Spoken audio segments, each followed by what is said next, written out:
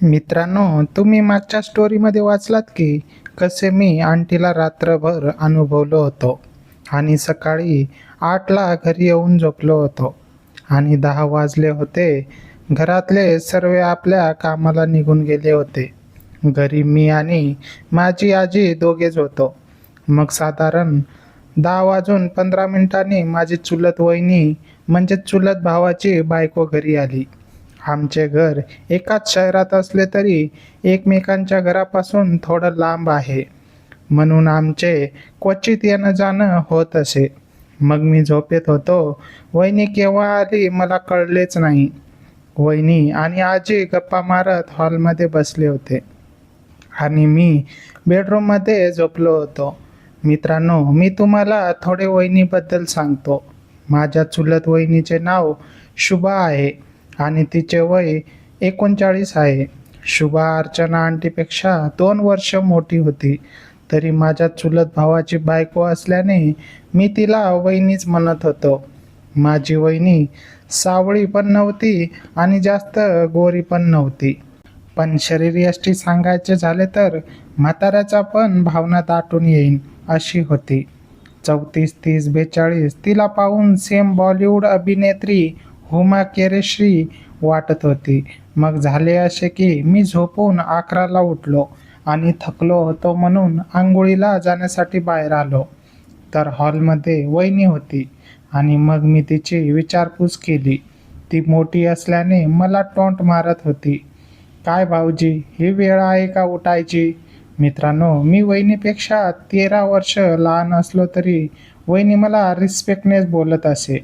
आणि ह्याआधी वहिनीला एकदा मी पापीसाठी विचारलं होतं, तेव्हा ती मला हो पण नाही म्हणाली आणि नाही पण नाही म्हणाली. फक्त थोडे रागाने पाहून तुमच्या भैयाला विचारून सांगते असे बोलली. तेव्हा मी 20 वर्षाचा असल्याने मी घाबरून तो विषय सोडून दिलो होतो आणि वहिनीसुद्धा ते विषय विसरून माझ्याशी नीटच बोलत असे.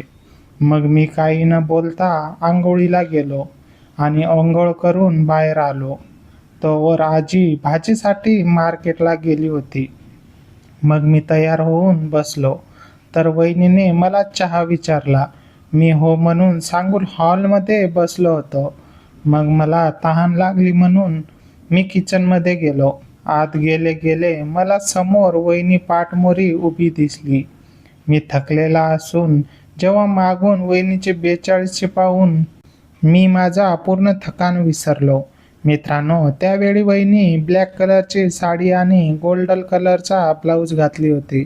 सहसा वहिनी तिच्या घरी गाऊनमध्ये असते किंवा ड्रेसमध्ये असते, पण आज कुठेतरी गेली होती म्हणून साडी घालून आली होती. मागून तिची 42 दिसत होती आणि ब्लाऊज थोडा लहान असल्याने टाईट झाला होता, म्हणून वर आलेले व्यक्तिमत्व बघून कंट्रोल नाही झाले. मी रात्रीच आंटीला अनुभवलो, तरी वहिनीला तसे पाहून माझी भावना खूपच दाटून आली. मग मी जवळ गेलो. माझ्या मनात भीती होती. याआधी वहिनी मला काही नाही बोलली, पण आता कोणाला सांगितले तर कसे होईल, म्हणून मी घाबरत गेलो. वहिनीच्या मागून हळूच तिच्या मागून हात ठेवून फिरवत होतो. लगेच वहिनी रागाने मागे वळून पाहू लागली, पण काही बोलली नाही आणि नाही हात बाजूला केला. मग मी जरा जोराने दाब दिल्यावर लगेच ती ओरडली, असं काय करताय भाऊजी? लाज वाटत नाही का आपल्या चुलत वहिनीच्या नको तिथे हात फिरवायला? मला कळले की वहिनी तापली आहे. मग मी पण लगे बोललो, तुमच्यासारखी इतकी मस्त बाई अशी फिगर दाखवत असेल तर तो नामर्दच असेल जो काही नाही करणार. वहिनी म्हणाली, काय बोलताय, कळतंय का? मी वहिनी आहे तुमची. मी म्हणालो, ते बाकींच्याच समोर. मी तर तुमच्यात एक मादक बाई पाहतो.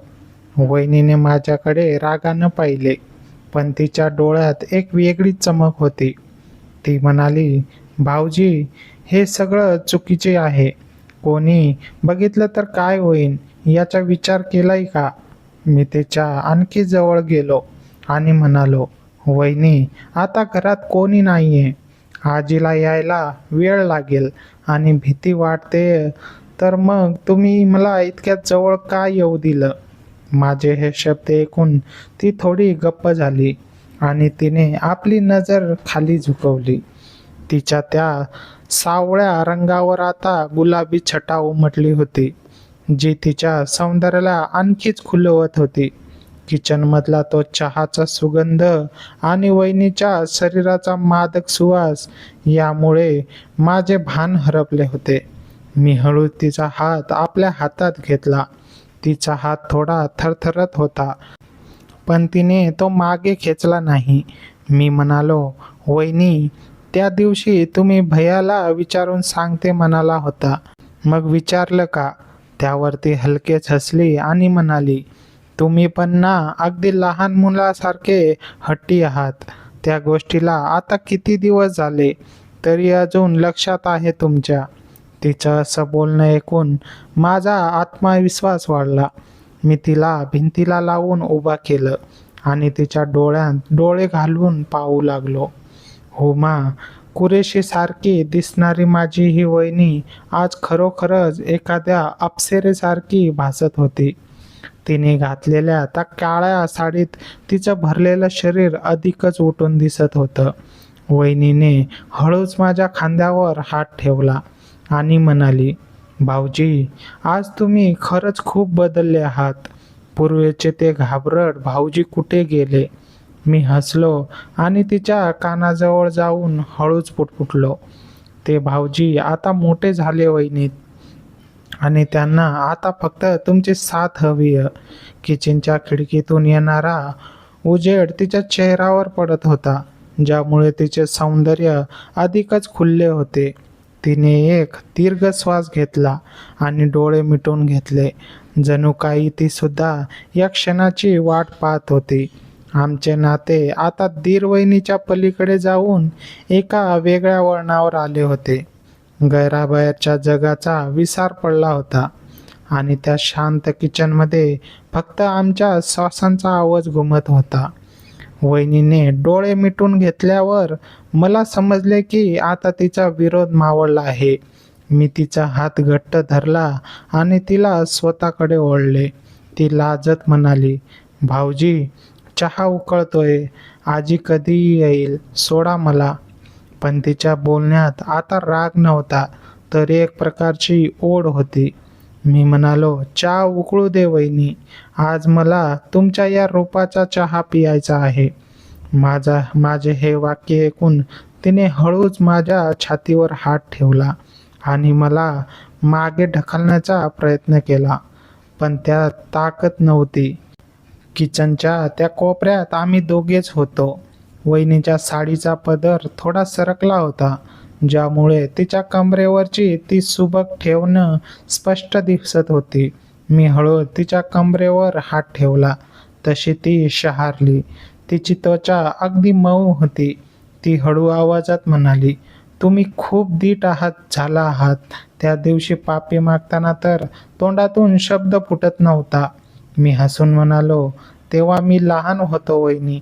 आता मी मोठा झालोय आणि मला कळतंय की तुम्हाला काय हवंय." तिने माझ्याकडे रोखून पाहिले आणि म्हणाली, "काय हवंय मला?" मी तिच्या गालावर हात फिरवला आणि म्हणालो, "प्रेम आणि थोडासा वेळ, जो कदाचित भैया तुम्हाला देऊ शकत नाही." हे ऐकताच तिच्या चेहऱ्यावरचे भाव बदललेले, जणू मी तिच्या मनातील गुपित ओळखले होते. तिने सुस्कुरा सोडला आणि तिचे शरीर ढिले पडले.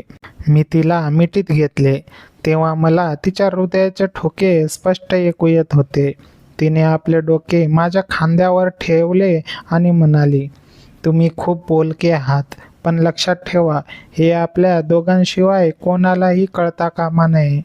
मी तिला खात्री दिली की हे गुपित कायम राहील. बाहेर पक्ष्यांचा चिवचिवाट ऐकू येत होता, पण किचनमध्ये एक वेगळीच शांतता आणि मादकता पसरली होती. वहिनीने हळूच तिची मान तिरकी केली आणि मी तिच्या मानेवर स्पर्श केला. तशी तिने हळूच एक हुंकार दिला. आता आम्हाला कोणाचीच भीती वाटत नाही, फक्त तो क्षण आमचा होता. वहिनीने दिलेली ती संमती माझ्यासाठी एखादा विजय होती. तिचे ते गरम श्वास माझ्या मानेवर लागत होते आणि तिच्या शरीराची ऊब मला जाणवत होती. ती कुजबुजली, भाऊजी, आज तुम्ही मला पूर्णपणे हरवलंय. पण आजी यायच्या आत आपल्याला सावध राहावं लागेल.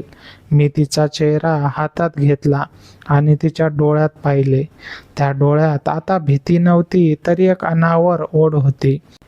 हुमा कुरेशीसारखी तिची ती भरलेली शरीरयष्टी माझ्या मिठीत असताना मला जगाचा विसर पडला होता. मी हळू तिच्या कपाळावर स्पर्श केला, तेव्हा ती लाजून माझ्या मिठीत अधिकच शिरली. किचनमधल्या गॅसवरचा चहा आता चांगलाच उकळला होता. त्याचा सुवास संपूर्ण घरात दरवळत होता. वहिनीनं स्वतःला सावरले आणि पदर नीट करत म्हणाली, आता पुरे आधी चहा घ्या आणि हॉलमध्ये जाऊन बसा, मी येतेच. तिने मला प्रेमाने बाजूला ढकलले, पण तिच्या चेहऱ्यावरचे ते हास्य सर्व काही सांगून जात होते. मी किचनमधून बाहेर येताना मागे वळून पाहिले, तर ती स्वतःचे ओठ चावत माझ्याकडे पाहत होती. हॉलमध्ये येऊन सोफ्यावर बसलो, तरी माझ्या हातांना अजूनही तिचा त्वचेचा तो मऊ स्पर्श जाणवत होता. थोड्याच वेळात वहिनीने चहाचे 2 कप बाहेर घेऊन आली. तिची चालण्याची पद्धत, ती साडी सावरण्याची अदा बघून पुन्हा एकदा मनात भावना दाटून आल्या. तिने चहाचा कप माझ्या समोर ठेवला. माझ्या शेजारीच बसली. घ्या चहा, आता तरी तुमची थकवा गेला असेल ना? तिने डोळा मारत विचारले. मी चहाचा घोट घेतला आणि म्हणालो, थकवा तर कधीच गेला वहिनी, आता फक्त नवी ऊर्जा आली आहे. आम्ही चहा पित असतानाच बाहेरच्या दरवाजाची कडी वाजली. आजी मार्केटमधून परत आली होती. वहिनी चटकन उभी राहिली आणि स्वतःला सावरत किचनच्या दिशेने गेली. आजीने घरात पाऊल टाकताच विचारले, काय ग शुभा, आलीस का?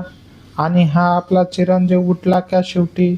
वहिनीने मोठ्या आवाजात किचनमधूनच उत्तर दिले, हो आजी, आत्ताच उठलेत भाऊजी, चहा दिलाय त्यांना. आजीने पिशव्या खाली ठेवल्या आणि माझ्याकडे बघून हसली. पण माझ्या आणि वहिनीच्या नजरात जेव्हा एकमेकांना भिडल्या, तेव्हा आम्हाला माहीत होतं की हे तर फक्त एक सुरुवात आहे.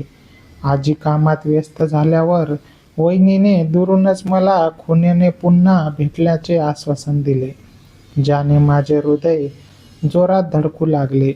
आजी आल्यामुळे आमचा तो खाजगी क्षण तिथेच थांबला होता, पण मनातली धडधड अजूनही शांत झाली नव्हती. आजी मार्केटमधून आणलेल्या भाज्या निवडून किचनमध्ये जाऊ लागली आणि वहिनी तिला मदत करण्याच्या बहाण्याने किचनच्या ओटावर कामाला लागली. मी हॉलमध्ये बसलो होतो, पण माझे पूर्ण लक्ष वहिनीच्या हालचालींकडे होते. थोड्या वेळाने आजी हातपाय धुण्यासाठी बाथरूममध्ये गेली. ती संधी साधून मी पुन्हा हळूच किचनच्या दरवाजापाशी गेलो. वहिनीने मला पाहिले आणि हाताने जाईतून अशी खूण केली, पण तिच्या चेहऱ्यावरचा तो गोड राग मला अजूनही डिचवत होता. मी काही न ऐकता तिच्या मागे जाऊन उभा राहिलो. ती पिठाचे परात घेऊन पोळ्यांची तयारी करत होती. मी मागून तिच्या कानाजवळ जाऊन हळूच म्हणालो, आजी बाथरूममध्ये आहे, तोवर सांगा ना पुन्हा कधी भेटणार? तिने चमकून माझ्याकडे पाहिले आणि म्हणाली, भाऊजी, आता तरी गप्प बसा. आजी बाहेर आली तर पंचायत होईल. मी तिचा पदर, जो खांद्यावरून खाली पडला होता, तो हळूच पकडला आणि म्हणालो, जोवर तुम्ही हो म्हणत नाही, तोवर मी इथून हलणार नाही. वहिनीने एक दीर्घ श्वास घेतला. तिची ती 34ची छाती श्वासागणित वर खाली होत होती, जे बघून माझ्या मनात पुन्हा काऊर माजले. तिने मागे वळून माझ्या डोळ्यात पाहिले आणि कुजबुजली, उद्या दुपारी भैया कामावर गेल्यावर मी एकटीच घरी असेल, याल का तिकडे? तिचे हे शब्द ऐकताच माझा अन्नात गगनात मावनेसा झाला. मी तिच्या गालाचा हलका पापा घेतला, तशी ती लाजून लाल झाली आणि तिने मला हाताने बाजूला सारले. तेवढ्यात आजीचा बाहेर येण्याचा आवाज आला आणि मी गलबगीने हॉलमध्ये जाऊन वर्तमानपत्र वाचण्याचे नाटक करू लागलो. वहिनीने स्वयंपाक उरकला आणि दुपारी जेवण करून ती निघायची तयारी करू लागली. निघताना तिने आजीचा आशीर्वाद घेतला आणि माझ्याकडे बघून एक अर्थपूर्ण स्मितहास्य दिले. ती घराबाहेर पडताना तिची ती 42ची चाल बघून मला उद्याची ओढ लागली होती. रात्रभर मला झोप लागली नाही. डोळ्यासमोर फक्त ती काळी साडी आणि वहिनीची ती मादक मूर्ती येत होती. सकाळी उठल्यापासून मी फक्त घड्याळाकडे बघत होतो. शेवटी 11 वाजले आणि मी तयार होऊन वहिनीच्या घराकडे निघालो. तिचे घर थोडे लांब असल्याने मी रिक्षाने गेलो. मनामध्ये धाकधूक होती की कोणी बघितले तर काय होईल, पण वहिनीच्या प्रेमापुढे ती भीती कमी वाटत होती. मी तिच्या घराच्या गल्लीत पोहोचलो आणि आजूबाजूला कोणी नाही हे बघून हळूच दरवाजा ठोठावला. आतून वहिनीने विचारले, "कोण आहे?" मी म्हणालो, "मी आहे वहिनी." तिने गलबगीने दरवाजा उघडला आणि मला आत ओढून लगेच कडी लावून घेतली. आज तिने गुलाबी रंगाची मऊ ड्रेस घातला होता, ज्यामध्ये तिचे सौंदर्य अधिकच उठून दिसत होते. ती श्वास रोखून माझ्याकडे पाहत होती. मी काहीही न बोलता तिला थेट मिठीत घेतले. तिने सुद्धा माझे ओझे पेलत मला घट्ट धरले. आज तिने कोणताही विरोध केला नाही. उलट ती स्वतःहून माझ्या जवळ येत होती. तिने विचारले, "येताना कोणी पाहिली तर नाही ना?" मी म्हणालो, "कोणीही नाही वहिनी. आज फक्त मी आणि तुम्हीच आहोत." आम्ही दोघेही सोफ्यावर बसलो.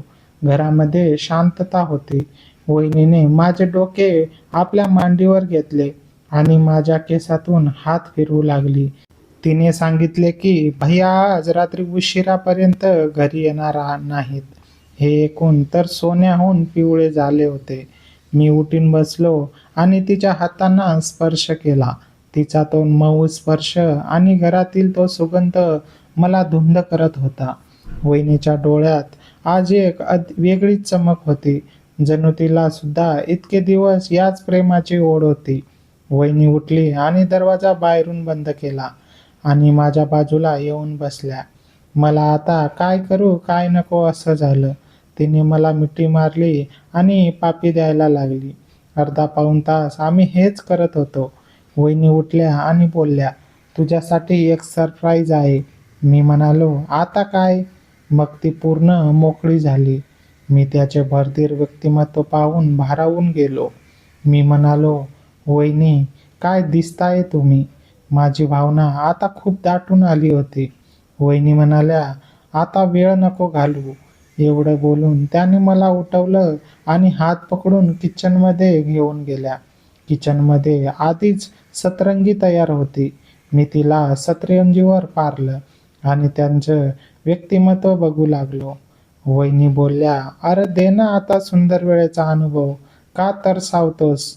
मग मी माझी भावना त्यांच्या जीवनात टाकली आणि सुंदर वेळेचा अनुभव देऊ लागलो. काही वेळातच त्यांनी जीवनातून रंग सोडला आणि वहिनी बोलल्या, "प्लीज थांबू नकोस, सुंदर वेळेचा अनुभव देत राहा." मित्रांनो, वहिनींना खूप दिवसानंतर हा सुंदर वेळेचा अनुभव मिळत होता. मग मी सुंदर वेळेचा अनुभव देत राहिलो आणि त्या मला साथ देत राहिल्या. काही वेळाने मी म्हणालो, "वहिनी, माझं होणार आहे." वहिनी म्हणाल्या, "तू थांबू नको. जीवनातच रंगाच्या 5-6 पिचकाऱ्या सोड." मी गोळी घेतली आहे. पण त्यांना सुंदर वेळेचा अनुभव देत असताना रंग कधी सुटला मला कळलंच नाही. तरीही मी सुंदर वेळेचा अनुभव देतच होतो. तिला फार दिवसानंतर या गोष्टी मिळाल्यामुळे तिची ही अवस्था झाली होती. पण काही वेळाने तिला आनंद येऊ लागला आणि ती फार चांगल्या प्रकारे मला साथ देऊ लागली. आम्ही त्या वेळेत पूर्ण रमून गेलो होतो आणि एकमेकांना आनंद देत होतो. तिचा उत्साह अजून वाढला होता आणि आता तीच मला वेगवेगळ्या प्रकारे आनंद देत होती. तिच्या चेहऱ्यावर एक प्रकारचे समाधान पसरले होते. ती आनंदात दिसत होती.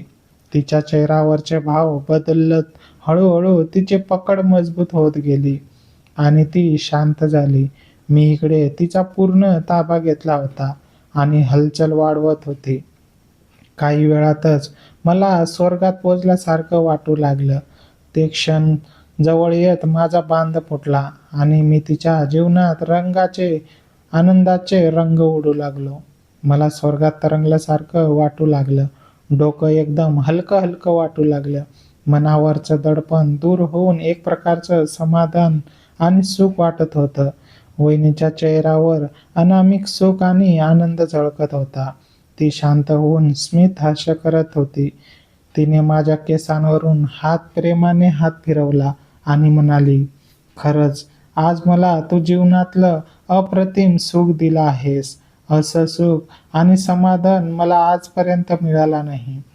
मी आनंदाने खुश होत म्हणालो, "तुझ्यासारखी सुंदर वहिनी असल्यावर मलाही आता कसलीच फिकीर नाही." मला आज माझ्या भावना मोकळ्या करून खूप आनंद झाला. खरंच तुझ्यासारखी वहिनी असणं म्हणजे खूप भाग्य लागतं. खरंच मग मी खूप भाग्यवान आहे की मला तुझ्यासारखी वहिनी मिळाली.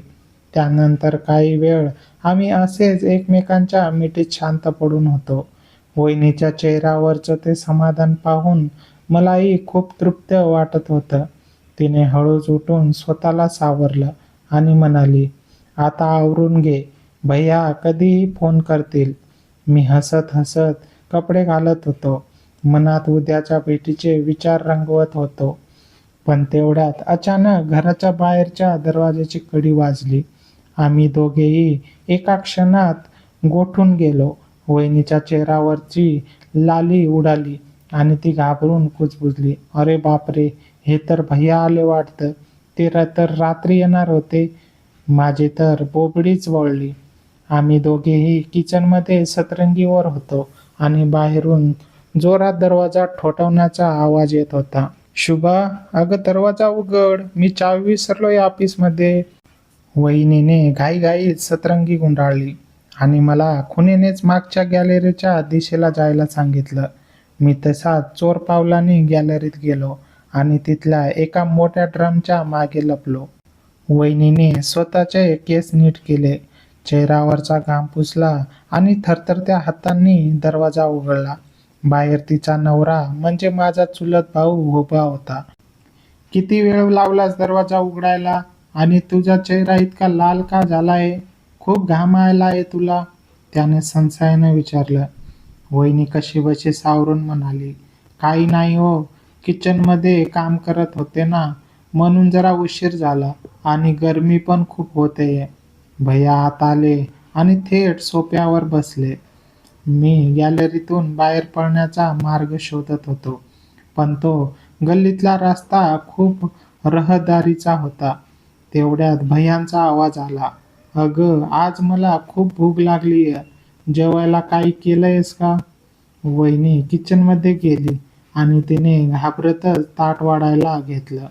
पण खरी पंचायत तेव्हा झाली जेव्हा भैया किचनमध्ये हात धुवायला आले आणि त्यांची नजर ओट्याच्या खाली पडलेल्या माझ्या शर्टच्या तुटलेल्या बटनावर पडली. त्याने ते बटन उचललं आणि विचारलं, "शुभा, हे बटन कोणाचं आहे? हे तर माझ्या शर्टाचं नाहीये." वहिनीकडे काहीच उत्तर नव्हतं. मी तिथे गॅलरीत काळजाची धडधड रोखून उभा होतो. तितक्यात गॅलरीच्या दरवाजापाशी कुत्रं भुकायला लागली. जणू काही ते तिथल्या कोणाला तरी ओळखत होतं. भैया संशयाने गॅलरीकडे वळले आणि म्हणाले, "बाहेर कोण आहे का? हे कुत्रं असं का ओरडतंय?" त्यांनी पाय बाहेर टाकला आणि नेमके माझ्या लपलेल्या ड्रमपाशी आले. आता मी पकडला जाणार हे नक्की होतं. पण तेव्हाच वहिनीने जोरात ओरडून त्यांना अडवलं आणि एक असं खोटं सांगितलं ज्याने भैयाच काय, मी सुद्धा हादरून गेलो. तिने जे कारण सांगितलं त्यामुळे आता आमचं नातं एका अशा वळणावर येऊन ठेपलं होतं जिथून मागे फिरणं अशक्य होतं. आणि इथूनच सुरू होणार होता एक असा खेळ जो आमच्या दोघांच्या आयुष्याला आग लावून देणार होता. आता पुढे काय होणार? वहिनीने नक्की काय सांगितलं आणि मी तिथून कसा निसटलो हे जाणून घेण्यासाठी वाचत रहा पुढचा भाग. धन्यवाद.